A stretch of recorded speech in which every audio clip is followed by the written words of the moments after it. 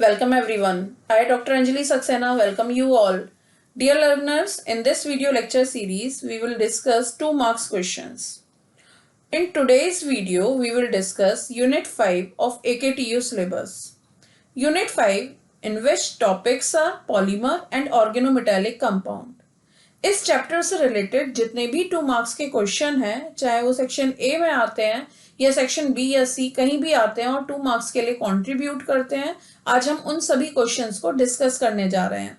तो यहाँ पर हम 7 मार्क्स के क्वेश्चन में जो अपना पार्ट 2 नंबर का प्ले करता है कोई भी टॉपिक, हम उस पार्ट को भी यहाँ पर डिस्कस करते हैं। तो आइए स्टार्ट करते हैं अपना वीडियो लेक्चर।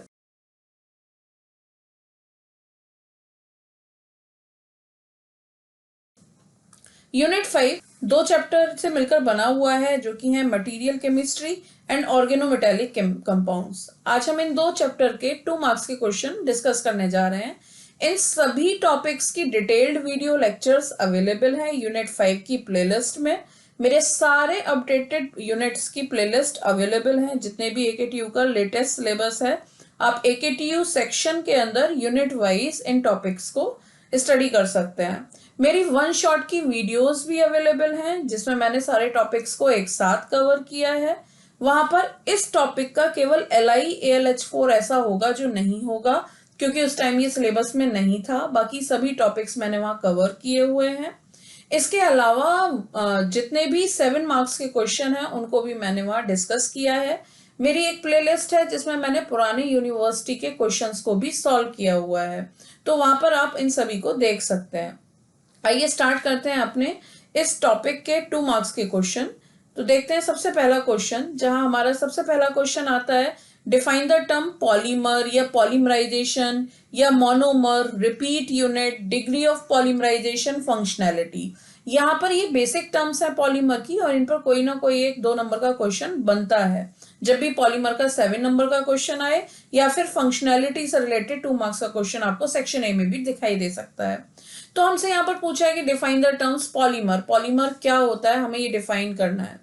पॉलीमर क्या होता है? पॉलीमर एक लॉन्ग चेन लाइक मॉलिक्यूल होता है, जो कि किसी भी 2 छोटे या डिफरेंट टाइप के मॉलिक्यूल्स के इंटरमॉलिक्यूलर कॉम्बिनेशन से बनता है। उसको हम बोलते हैं पॉलीमर, और इस फिनोमिनन को हम बोलते हैं पॉलीमराइजेशन। देखिए, अ polymer is a giant chain like molecule obtained by the intermolecular combination of the same or different type of smaller molecules, and the phenomenon is known as polymerization. इसको एक example के through समझते हैं। जैसे कि यहाँ मैंने एथिलीन का मॉलिक्यूल लिया है, जिसके N मॉलिक्यूल लिए हैं। ये N मॉलिक्यूल जब पॉलीमराइज होते हैं तो ये डबल बॉन्ड टूट जाता है। यहाँ से ये डबल बॉन्ड टूट जाता है, और डबल बॉन्ड टूटने के बाद इस डबल बॉन्ड के दोनों तरफ ये एक्टिव साइट क्रिएट हो जाती हैं। यहाँ पर अदर जो छोटे मॉलिक्यूल हैं, ये बेसिक यूनिट है, वो कंबाइन होकर एक चेन लाइक मॉलिक्यूल बनाती चली जाएंगी और एन टाइम बनाती रहेंगी। इसको हम बोलते हैं पॉलीमर, और फिनोमिनन को हम बोलते हैं पॉलीमराइजेशन। यहाँ पर हमसे कुछ बेसिक टर्म्स पूछी गई हैं, जैसे कि monomer, repeat unit, degree of polymerisation and functionality, जिन्हें हम 1 बाय 1 समझते हैं। देखिए, जो भी बेसिक यूनिट है, ये छोटे छोटे इथाइलिन के मॉलिक्यूल हैं जो मिलकर पॉलीएथिलीन बना रहे हैं। तो जो बेसिक यूनिट है, जिनका इंटरमॉलिक्यूलर कॉम्बिनेशन हो रहा है, जो कि सेम भी हो सकते हैं और डिफरेंट भी हो सकते हैं, उनको हम बोलते हैं monomers.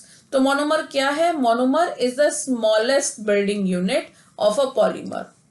Now the term repeat unit, आप देख सकते हैं इस पॉलीमर को बनाने में, जब ये पॉलीएथिलीन बन रहा है, तो ये यूनिट ऐसी है जो कि ब्लू से हाईलाइटेड है। ये यूनिट ऐसी है जो रिपीट हो रही है एन टाइम जब ये पॉलीमर बन रहा है। तो रिपीट यूनिट क्या होगी? Repeat unit is the unit which repeat again and again to form polymer. Now the degree of polymerisation, repeat unit कितनी बार रिपीट हो रही है, क्या वो एन टाइम रिपीट हो रही है, तो उसको हम बोलते हैं डिग्री ऑफ पॉलीमराइजेशन। इसको हम एन से रिप्रेजेंट करते हैं। Number of repeat unit in a polymer is known as degree of polymerisation. Now the functionality, functionality is the number of bonding sites in a monomer. किसी भी monomer में जितनी bonding sites होती हैं polymer बनाने के लिए, उसको हम बोलते हैं functionality. So there are some basic term जिनको आज हमने समझा कि पॉलीमर क्या है, मोनोमर क्या है, रिपीट यूनिट क्या है, पॉलीमराइजेशन क्या है, डिग्री ऑफ पॉलीमराइजेशन और फंक्शनैलिटी क्या है। पॉलीमर का जब भी कोई लॉन्ग क्वेश्चन स्टार्ट होता है तो क्वेश्चन स्टार्ट होता है what do you understand by polymerisation, तो वहां ये 1 नंबर का अपना रोल प्ले करेगा और आगे उसका जो 7 मार्क्स का क्वेश्चन होगा वहां पर हम उसके डायरेक्शन में आगे लिखते हैं आंसर। देखते हैं अपना अगला क्वेश्चन जो कि आज का सेकंड क्वेश्चन है, simple molecule do not polymerise. ये पेपर का आया हुआ क्वेश्चन है कि भाई सिंपल मॉलिक्यूल क्यों नहीं पॉलीमराइज होते। यहाँ सिंपल मॉलिक्यूल से जो मीन है वो ऐसे मॉलिक्यूल्स है जो कि एल्केन्स हैं। हम जानते हैं जो पॉलीमराइजेशन होता है वो एल्कीन या एल्काइंस का होता है। तो जो सिंपल मॉलिक्यूल होते हैं दे डू नॉट पॉलीमराइज, क्योंकि पॉलीमराइजेशन की ये कंडीशन है कि फंक्शनैलिटी मस्ट बी 2 और मोर देन 2। जब तक आपके मोनोमर की फंक्शनैलिटी 2 या 2 से ज्यादा नहीं होगी तब तक पॉलीमराइजेशन नहीं होगा। फंक्शनैलिटी क्या होती है, फंक्शनैलिटी होती है नंबर ऑफ बॉन्डिंग साइड। जैसे कि जब ये डबल बॉन्ड टूटेगा, ये जब डबल बॉन्ड टूटेगा तो यहाँ पर 2 साइड क्रिएट हो जाएंगी, या तो ये बॉन्ड होमोलिटिक होगा या हेट्रोलिटिक होगा। अगर हम किसी भी कंडीशन में जाते हैं तो यहाँ पर ये बॉन्ड टूटने के बाद जो एक एक्टिव साइड क्रिएट हुई वो यहाँ क्रिएट हुई और एक यहाँ क्रिएट हुई। तो जो डबल बॉन्ड टूटा या तो वो फ्री रेडिकल बनाएगा या कोई आयन बनाएगा कैटायन आयन। तो ये जो 2 एक्टिव साइट क्रिएट हुई that will be bonding sites which is known as functionality. और किसी भी पॉलीमराइजेशन के लिए ये कंडीशन है कि फंक्शनैलिटी 2 या 2 से ज्यादा होनी चाहिए।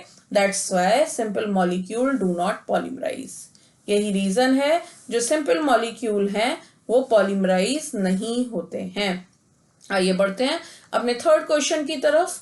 यहाँ पर अगला क्वेश्चन है classify polymers on the basis of stereochemistry और tacticity we can say. Dear learners, हम जानते हैं जब कभी भी कार्बन के डिफरेंट अरेंजमेंट के कारण कोई आइसोमेरिज्म अराइज होती है, कार्बन के अराउंड डिफरेंट अरेंजमेंट के कारण जो आइसोमेरिज्म अराइज होती है उसको हम स्टीरियो आइसोमेरिज्म कहते हैं। और स्टीरियो आइसोमर्स की जो या मैरिज्म की जो स्टडी करते हैं वो हम स्टीरियो केमिस्ट्री में करते हैं।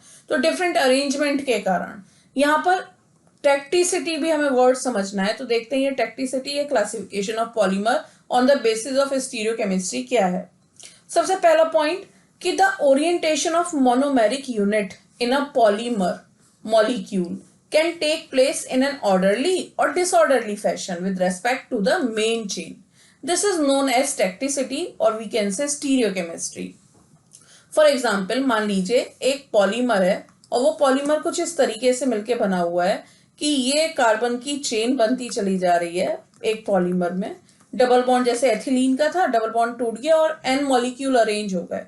अब मान लीजिए ये जो H है या H की जगह कोई R मॉलिक्यूल हो, तो देखिए जरा यहाँ पर ये फंक्शनल ग्रुप है, यहाँ पर ये फंक्शनल ग्रुप है, यहाँ पर ये फंक्शनल ग्रुप है जिसे मैंने R से दिखाया गया है।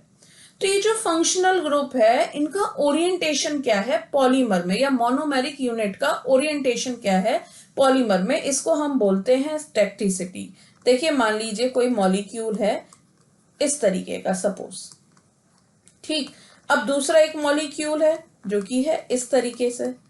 अब जब ये मोनोमर कंबाइन होंगे, एक मोनोमर है ये, एक मोनोमर है ये, जब ये कंबाइन होंगे तो या तो इनका सिस अरेंजमेंट होगा या ट्रांस अरेंजमेंट होगा। तो मोनोमेरिक यूनिट का ओरिएंटेशन क्या है, इसी को हम बोलते हैं टैक्टिसिटी, या इसके बेसिस पर स्टीरियो आइसोकेमिस्ट्री के बेसिस पर हम इनका फर्दर क्लासिफिकेशन कर सकते हैं। Due to the difference in configuration the physical properties are affected. जो कन्फिग्रेशन में चेंज आया इसी को हम बोलते हैं टैक्टिसिटी। और इसके बेसिस पर जो कोई भी पॉलीमर है वो 3 तरीके का हो सकता है। वो 3 टाइप क्या है, या तो वो आइसोटैक्टिक पॉलीमर होगा या अटैक्टिक पॉलीमर होगा या सिंडियोटैक्टिक पॉलीमर होगा। Isotactic polymers are those polymers in which all the functional groups are on same side. Doesn't matter above the plane, doesn't matter below the plane. लेकिन सभी जो मोनोमर्स के फंक्शनल यूनिट हैं या हमारे जितने भी फंक्शनल ग्रुप हैं वो सेम साइड है।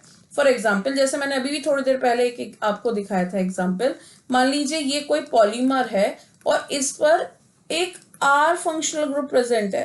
इस टाइम जितने भी R फंक्शनल ग्रुप हैं वो सभी सेम साइड है, यानी जितने भी मोनोमर हैं उनका जो एडिशन हुआ होगा वो सिस हुआ होगा। तो जब सारे functional group are on same side that is known as isotactic polymer.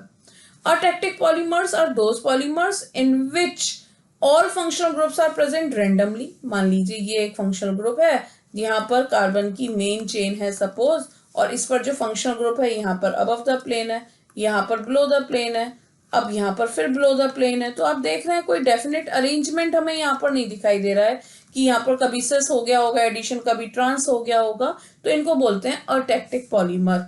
लेकिन अगर एक functional group above the plane है, वही दूसरा functional group below the plane है, फिर एक अबव द प्लेन है, यानी कि यहाँ पर ऑल्टरनेटिवली प्रेजेंट है, यानी कि यहाँ पर तो हुआ होगा ट्रांस एडिशन, यहाँ पर हुआ होगा ट्रांस एडिशन, यहाँ पर हुआ होगा सिस एडिशन, और यहाँ पर रैंडमली कुछ भी हो गया होगा, या तो सिस हो गया होगा या ट्रांस हो गया होगा। तो symbiotic polymers are those polymers in which all functional groups are present alternatively. इसको हम बोलते हैं symbiotic polymers। ये 2 मार्क्स का पेपर का आया हुआ क्वेश्चन है। आइए मूव करते हैं अपने अगले क्वेश्चन की तरफ, जो कि आज का 4th क्वेश्चन है। Differentiate between chain growth polymerisation and step growth polymerisation. ये 2 नाम से आ सकता है, या तो एडिशन और कंडेंसेशन के नाम से भी आ सकता है। 2023-24 23-24 ऑड सैम और इवन सैम दोनों में ही डिफरेंस पूछा गया है। एक बार एडिशन, एक बार कंडेंसेशन, एक बार चेन ग्रोथ, एक बार स्टेप ग्रोथ। और 22-23 में जो दोनों बार पूछा गया है वो है थर्मोप्लास्टिक एंड थर्मोसेटिंग पॉलीमर। तो एक डिफरेंस तो पूरे पेपर में कहीं ना कहीं रहेगा, और ये एक अच्छा क्वेश्चन है डिफरेंस में आने वाला। तो हमसे पूछा है कि क्या डिफरेंस है बिटवीन एडिशन पॉलीमराइजेशन और कंडेंसेशन पॉलीमराइजेशन, जिनका दूसरा नाम है चेन ग्रोथ पॉलीमराइजेशन और स्टेप ग्रोथ पॉलीमराइजेशन। ये क्या होता है? Step growth polymerisation condensation polymerisation का ही दूसरा नाम है, और चेन ग्रोथ पॉलीमराइजेशन एडिशन का ही दूसरा नाम है। यहाँ पर देखते हैं कि भाई एडिशन पॉलीमराइजेशन क्या होता है। एडिशन पॉलीमराइजेशन, या पहले हम समझते हैं पॉलीमर्स। एडिशन पॉलीमर वो होते हैं which are formed by the polymerization of monomers without elimination of atoms और groups are known as addition polymers, and the phenomenon is known as addition polymerisation.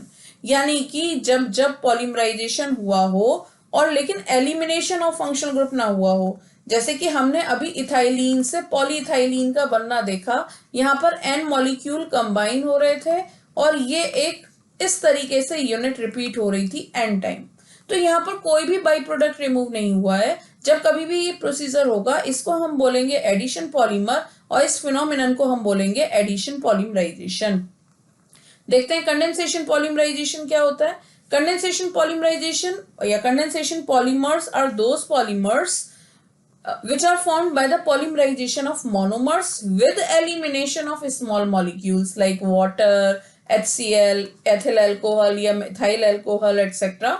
are known as condensation polymers, and the phenomenon is known as condensation polymerization. तो जब polymer के बनने में कोई ना कोई by product remove हो, इसको हम बोलते हैं कंडेंसेशन पॉलीमराइजेशन, और पॉलीमर को हम बोलते हैं कंडेंसेशन पॉलीमर्स।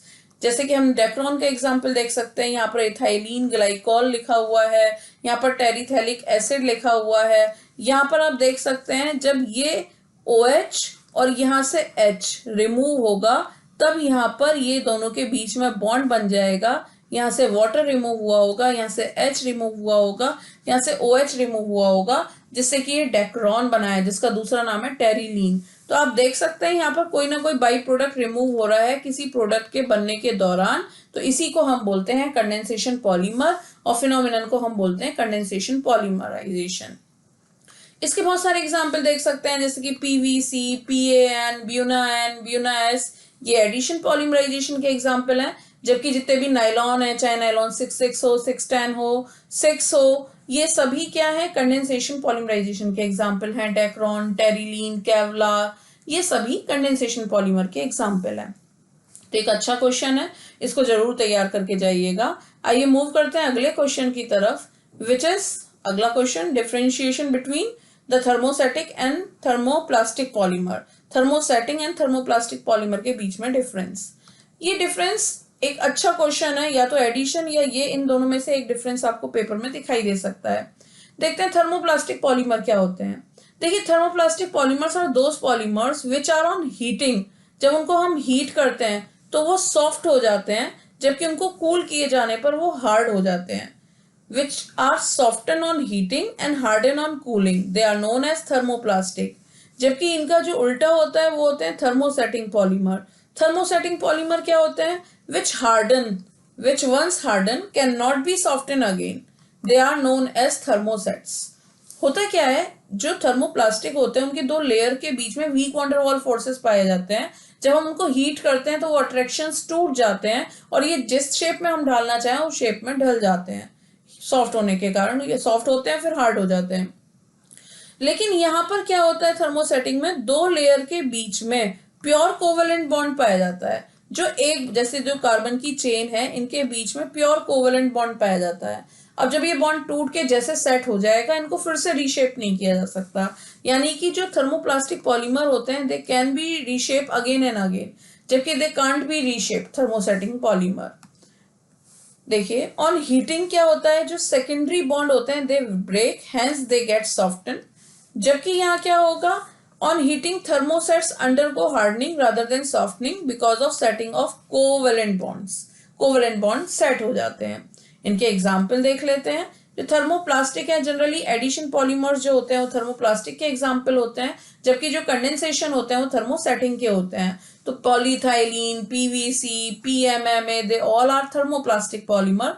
जहां जबकि जो रेजिन्स होंगी चाहे वो बेकेलाइट रेजिन हो चाहे वो इपॉक्सी रेजिन हो they will be thermosetting polymer. Move करते हैं अपने अगले क्वेश्चन की तरफ.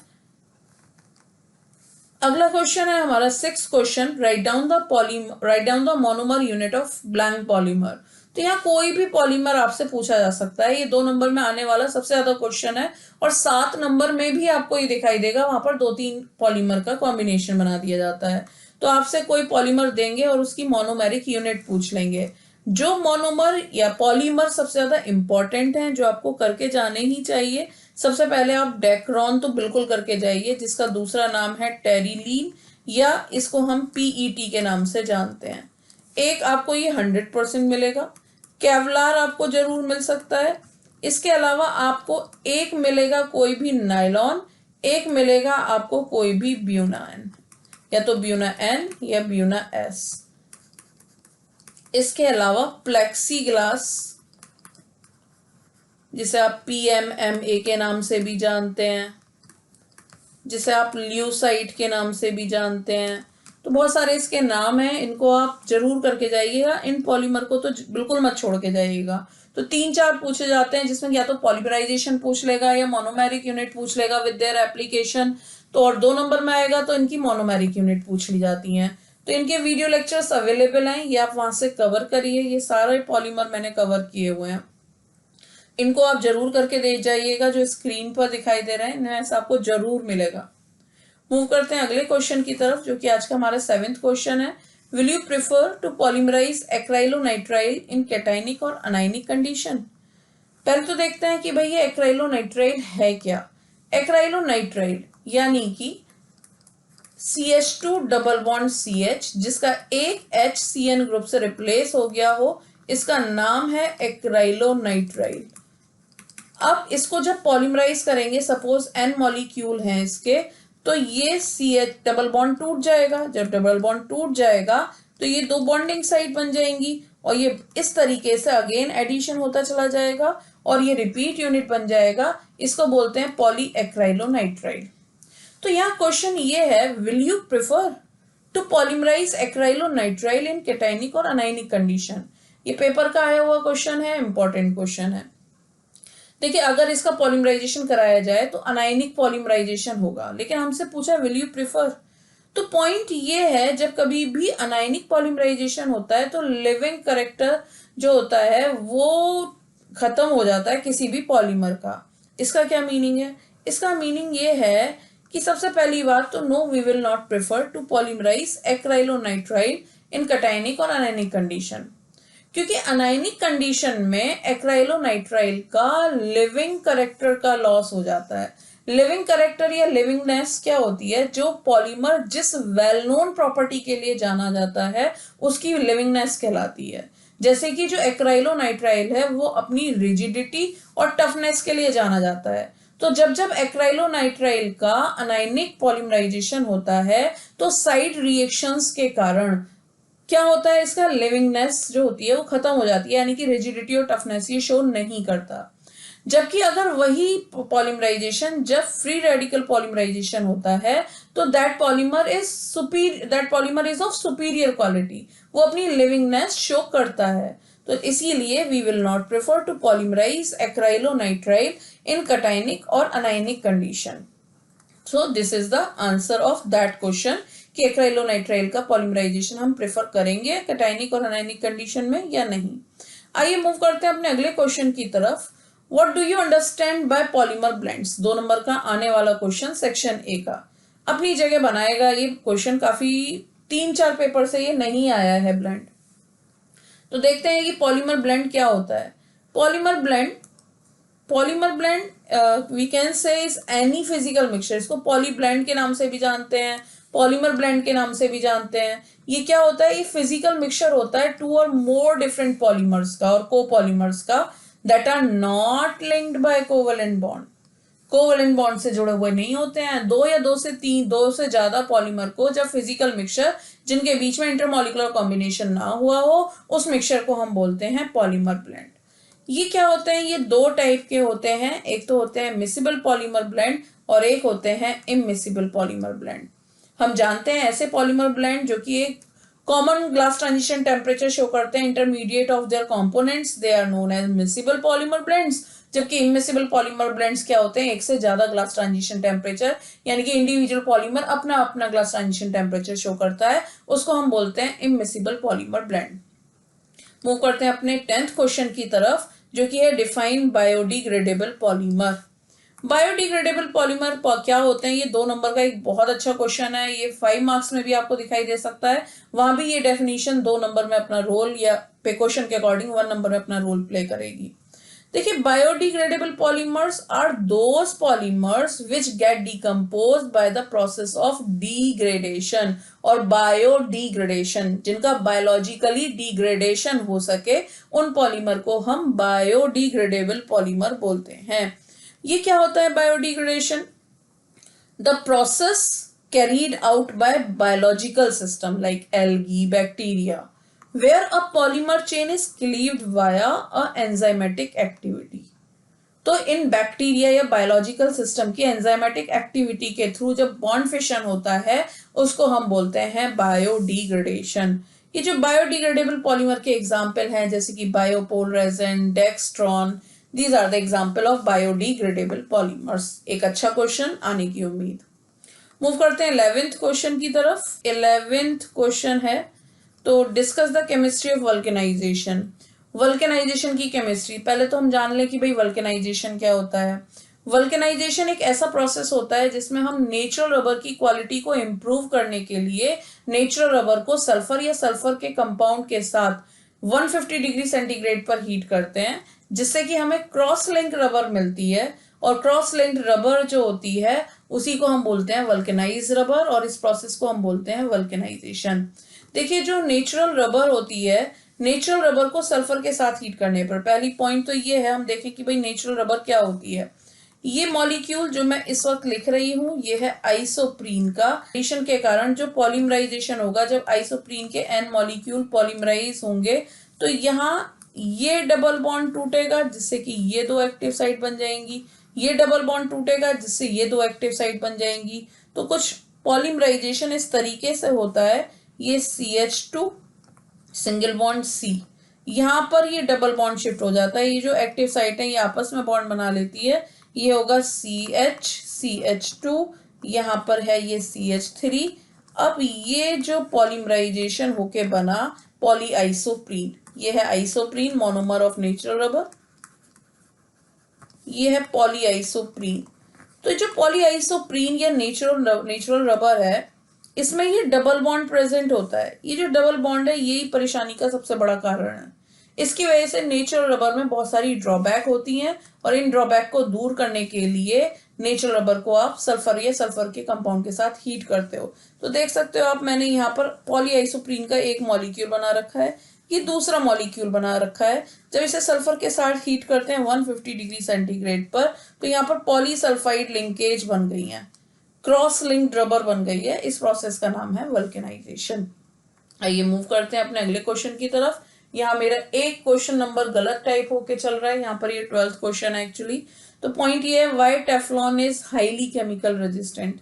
टेफ्लॉन हाईली केमिकल रेजिस्टेंट क्यों है? देखिए जो टेफ्लॉन है, पहले हम टेफ्लॉन का स्ट्रक्चर देख लेते हैं। टेफ्लॉन क्या है? ये कंपाउंड है टेट्राफ्लोरोइथाइलीन। जब ये पॉलीमराइज होगा तो एडिशन पॉलीमराइजेशन होगा, एडिशन पॉलीमराइजेशन होगा, यहाँ पर ये डबल बॉन्ड सिंगल बॉन्ड में कन्वर्ट हो जाएगा और यहाँ दोनों तरफ एडिशन होगा। ये है टेट्राफ्लोरोएथिलीन।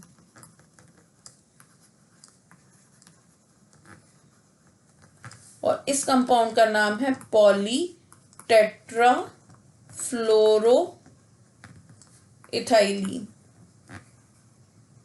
जिसे हम टेफ्लॉन के नाम से भी जानते हैं।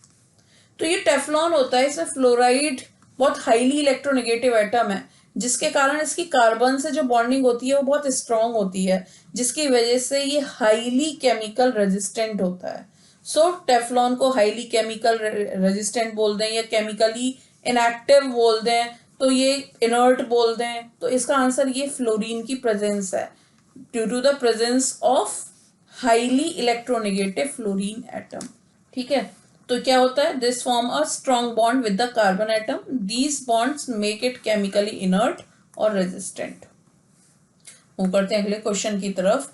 What are nano composites? Nano composites क्या होते हैं? सबसे पहले तो हमें कंपोजिट पता हो कि कंपोजिट क्या होते हैं।